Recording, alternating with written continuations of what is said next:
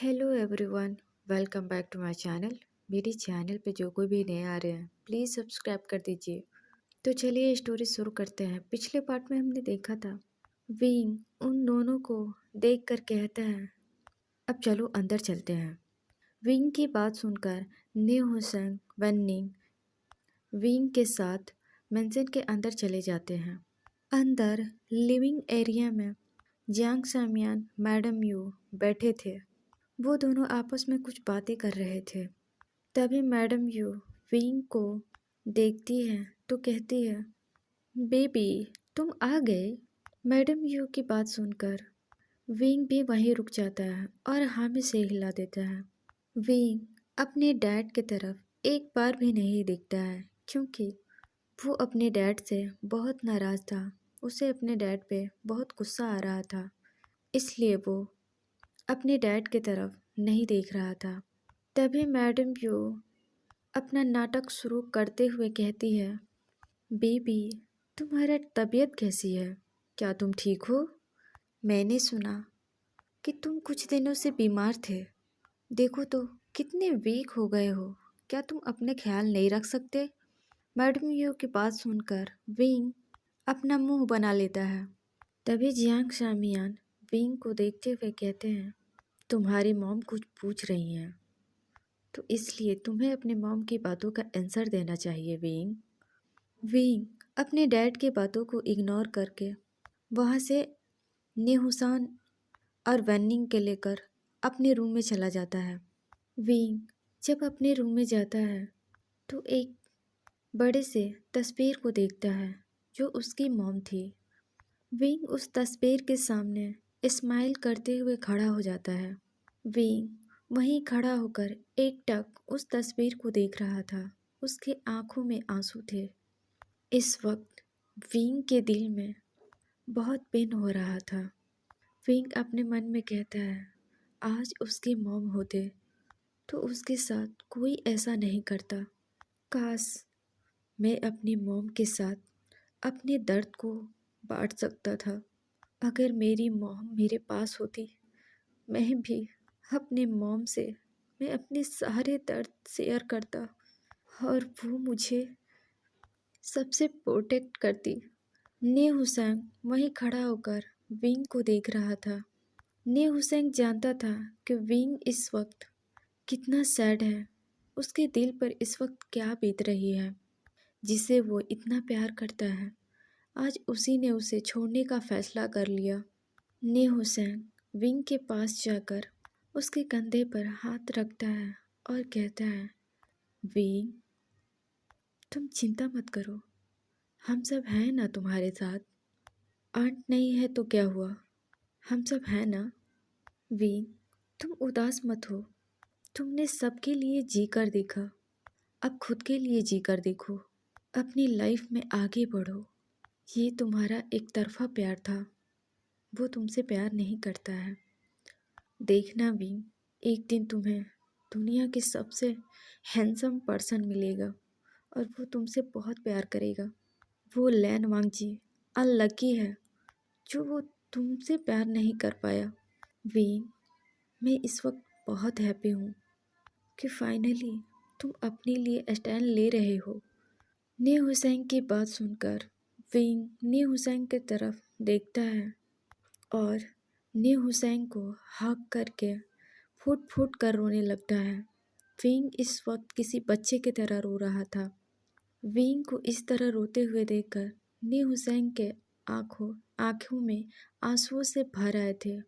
वो अपने दोस्त को इस तरह रोते हुए नहीं देख सकता।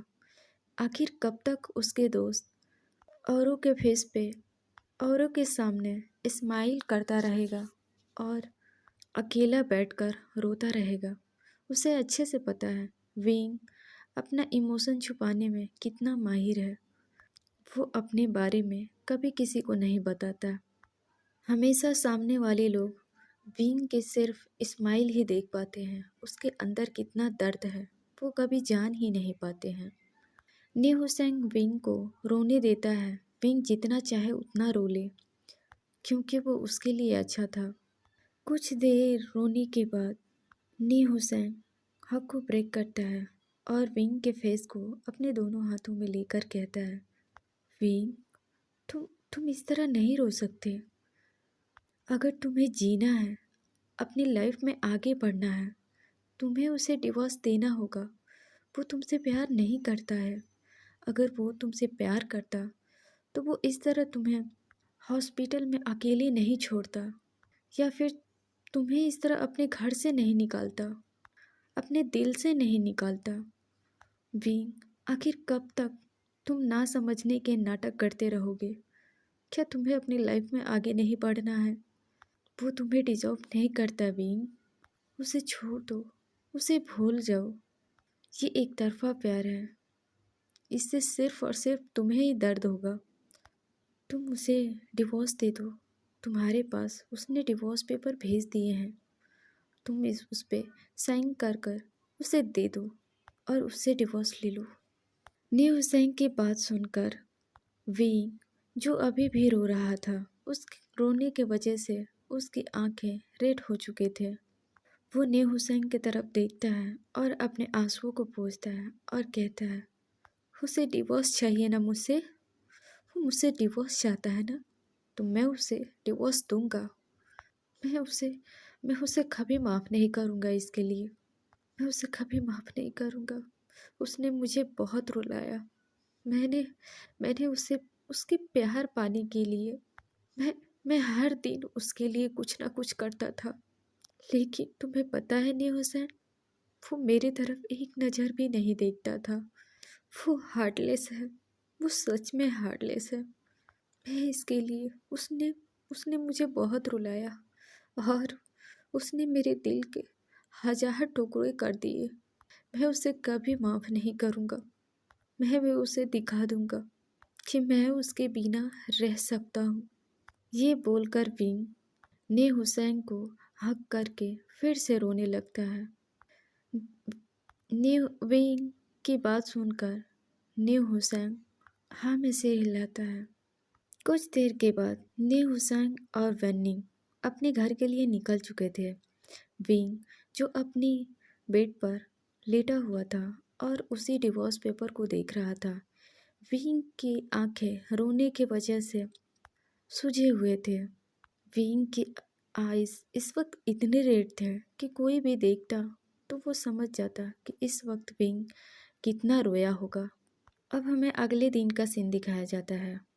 विंग अच्छे से रेडी होकर लैंड कॉर्पोरेशन के लिए निकल जाता है। लैंड कॉर्पोरेशन जो बिजनेस वर्ल्ड में से एक है। लैंड वांगजी इस वक्त अपने कैबिन में बैठा हुआ था और वो अपनी काम कर रहा था। तभी कैबिन का डोर नॉक होता है। जब वांगजी आने की परमिशन दे देता है, तभी विंग कैबिन का डोर ओपन करके कैबिन के अंदर चला जाता है।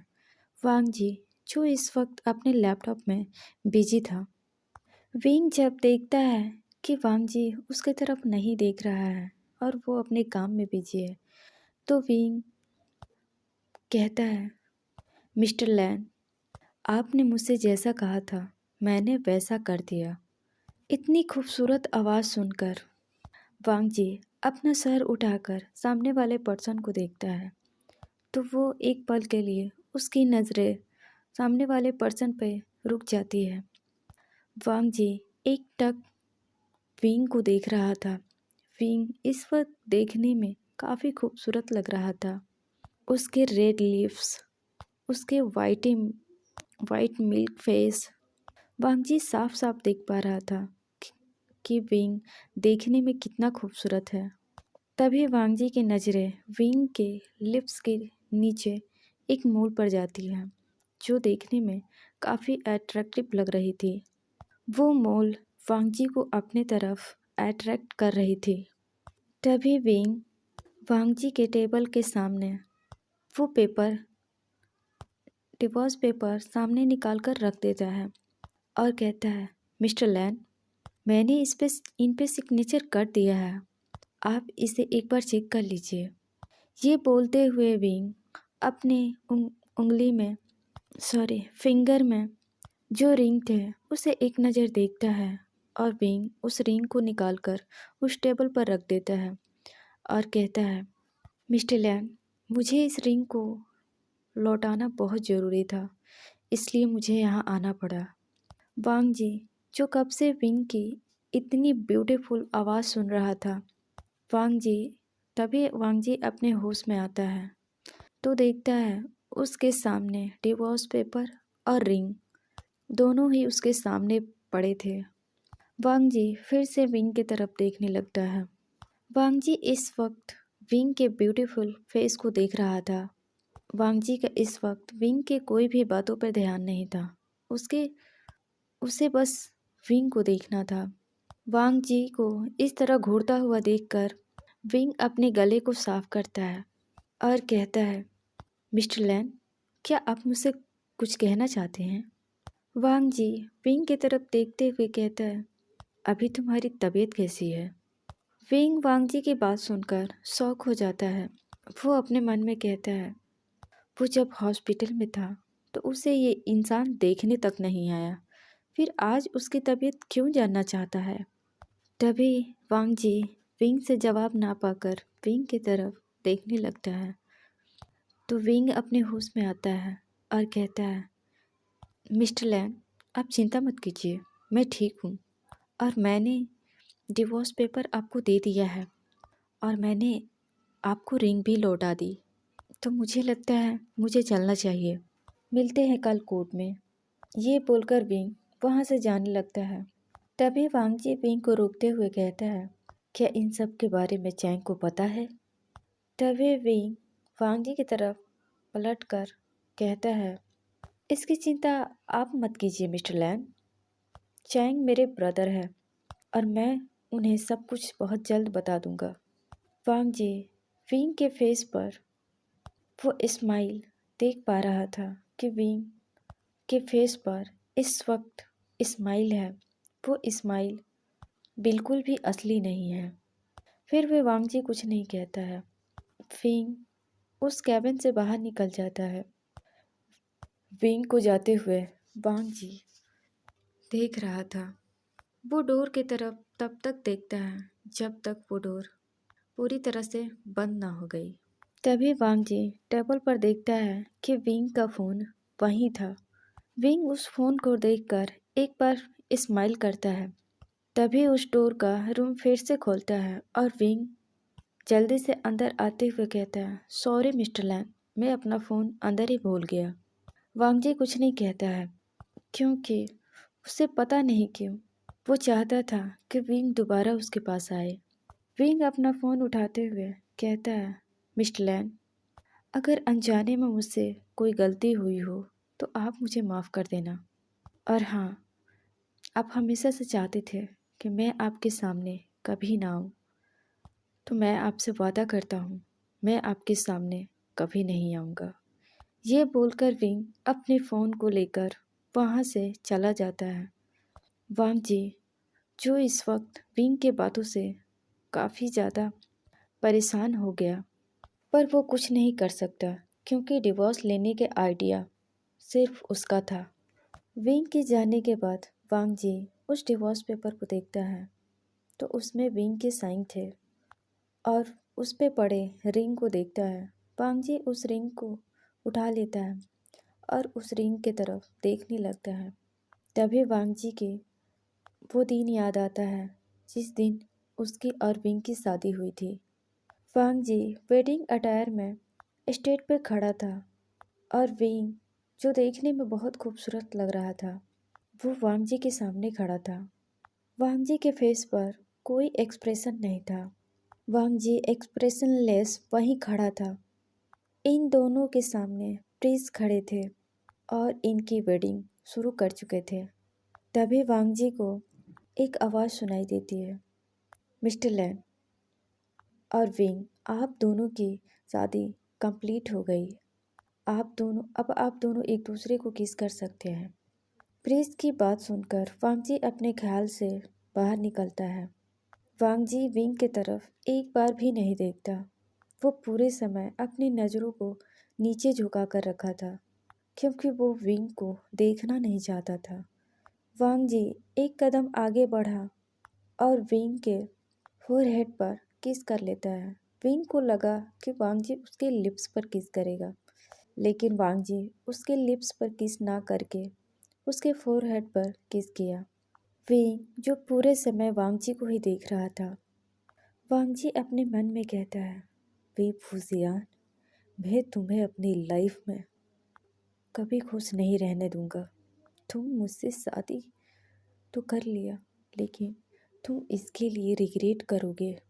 तुम्हें मैं रिग्रेट करवा के रहूँगा। वांग जी एक नज़र विंग को देखता है और अपने फेस को दूसरे तरफ घुमा लेता है। विंग ने इन बातों पर ध्यान नहीं दिया क्योंकि वहाँ सभी खड़े होकर तालियां बजा रहे थे। अब फ्लैशबैक यहीं खत्म होती है। केबिन में वांग जी अपने हाथों में रिंग लिए विंग को जाते हुए देख रहा था, जो कब का जा चुका था। वांग जी अब उस रिंग को देखता है जो उसके हाथ में थे। अभी भी वांग जी के फेस पर कोई एक्सप्रेशन नहीं था। इधर विंग जैसे जैसे वांग जी के कैबिन से बाहर निकला, उसके आंखों में लगातार आंसू थे जो बह रहे थे। विंग किसी तरह खुद पे कंट्रोल करके बाहर जाता है, जहाँ पहले से न्यू हुसैन खड़ा था। विंग जल्दी से जाकर न्यू हुसैन के हग कर लेता है और जोर जोर से रोने लगता है। वो रोता भी क्यों ना, क्योंकि आज ही उसकी शादी पूरी तरह से टूट चुकी है। वो जिस पर्सन से प्यार करता था, उसे ना चाहते हुए भी छोड़ना पड़ा। कुछ देर रोने के बाद न्यू हुसैन विंग के आंसुओं को पोंछता है और उसे कार में बिठा देता है और विंग को पानी देते हुए कहता है, विंग, क्या तुम ठीक हो?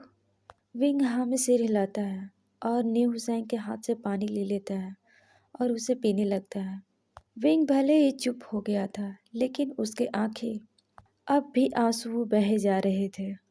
विंग वेन्निंग की तरफ देखकर कहता है, न्यू हुसैन की तरफ देखकर कहता है, अब हम कोर्ट की तरफ चलते हैं।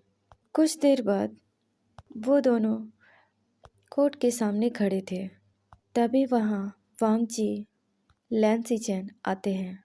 विंग बाहर ही वांग जी के आने का वेट कर रहा था। वांग जी के वहाँ आते ही विंग और वांग जी अंदर चले जाते हैं। वांग जी जाते हुए विंग को देख रहा था। कुछ देर में वो दोनों जज के सामने थे।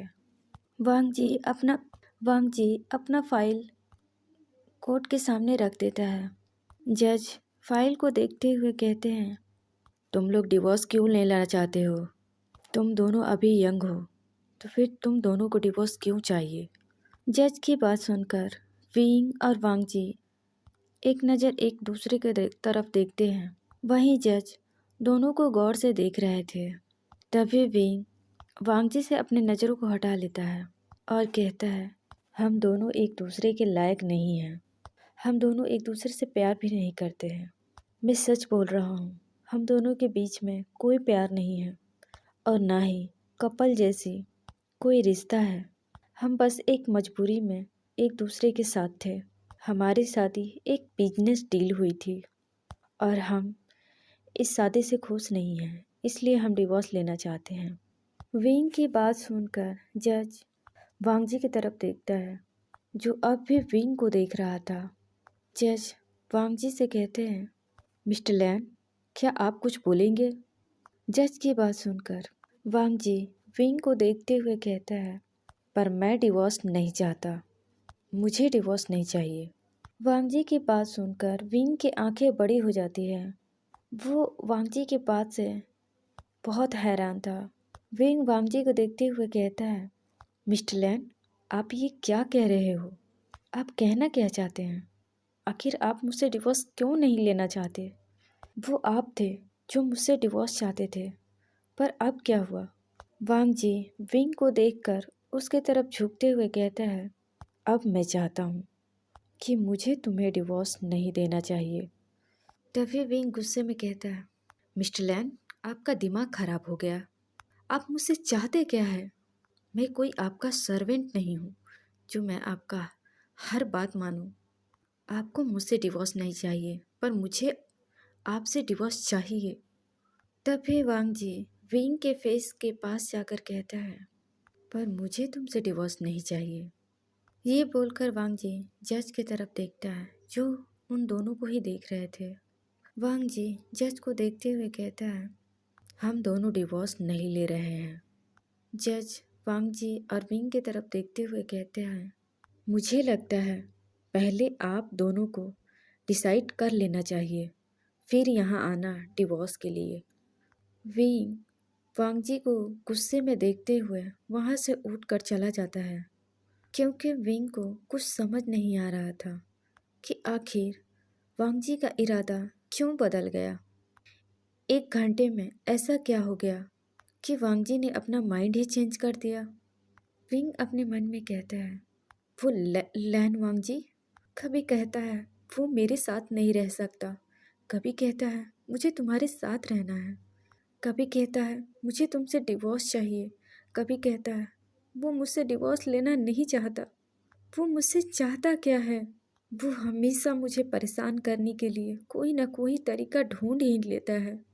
ने हुसैन वन्नी विंग को इतने गुस्से में आते हुए देखकर वो दोनों एक नज़र एक दूसरे की तरफ देखते हैं, फिर विंग को देखने लगते हैं जो इतने गुस्से में था। तभी ने हुसैन विंग के पास जाता है और कहता है, क्या हुआ विंग, तुम इतने गुस्से में क्यों हो? तभी विंग के पीछे वांगजी भी आ जाता है। विंग वांगजी को बाहर देखकर उसके पास जाकर कहता है, मिस्टर लैन, आखिर आप मुझसे चाहते क्या हैं? आपने कोर्ट में ये क्यों कहा कि आप मुझसे डिवोर्स नहीं चाहते? वो आप थे जो मुझसे डिवोर्स चाहते थे। वो आप थे जो मुझसे दूर जाना चाहते थे। आप नहीं चाहते थे कि मैं आपके नज़रों के सामने रहूं, क्योंकि आप मुझे एक पल के लिए बर्दाश्त नहीं करना चाहते थे। अब बस बहुत हो गया। मैं आपके साथ एक पल भी नहीं रहना चाहता। लैन वांगजी, आपको मुझे छोड़ने के लिए क्या चाहिए? विंग की बात सुनकर जो विंग और वांगजी का बाहर इंतजार कर रहे थे, वो लोग शौक थे कि विंग ये सब क्या कह रहा है। उन्हें कुछ भी समझ नहीं आ रहा था। तभी वांगजी विंग की बात सुनकर कहता है, मेरे ब्यूटीफुल वाइफ, तुम ज़्यादा गुस्सा मत करो। वांगजी की बात सुनकर विंग को बहुत गुस्सा आ रहा था। विंग वांगजी को उंगली दिखाते हुए कहता है, लैन वांगजी, मैं आपको छोड़ने वाला नहीं हूँ। इसका बदला मैं आपको लेकर रहूँगा। ये बोलकर विंग वहाँ से जाने लगता है। तभी बन्नी और न्यू हुसैन विंग के पीछे चले जाते हैं और लैन सिचैन जो खड़े होकर वो वांगजी को देख रहे थे, वो इतना तो समझ चुके थे कि वांगजी विंग जो कह रहा था